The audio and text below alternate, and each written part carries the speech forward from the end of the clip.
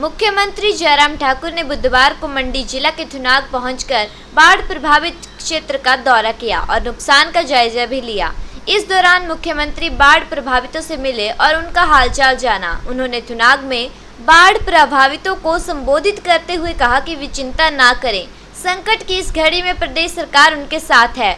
उन्हें सरकार की ओर से संभव सहायता मुहैया करवाई जाएगी।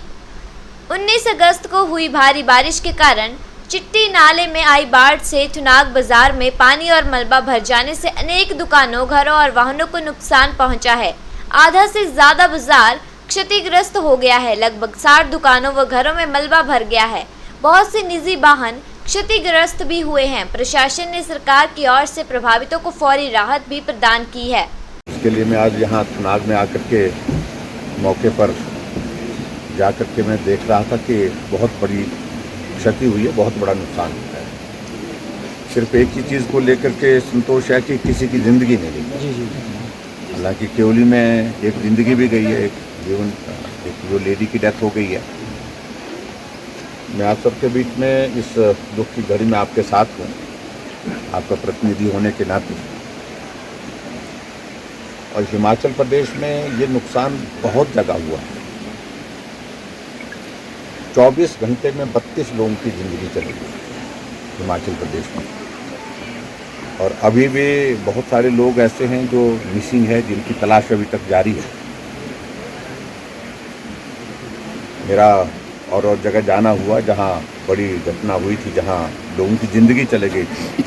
सब जगह जाना संभव नहीं हो पा रहा है, लेकिन फिर भी उसके बावजूद जहां गोहर के वो काशन के गांव में जहां एक ही परिवार के 8 लोग मकान के नीचे दब गए थे, उनमें से किसी को हम बचा नहीं पाए।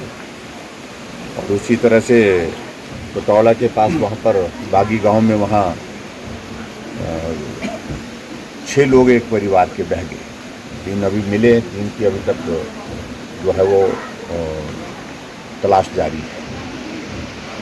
तो ख़ास तौर से जहाँ थुनाग के इसमें ये भी हम देख रहे हैं कि मुझे लगता है कि इस बात को लेकर के हमको सोचना ही पड़ेगा, क्योंकि ये नाला बार बार आकर के नुकसान कर रहा है।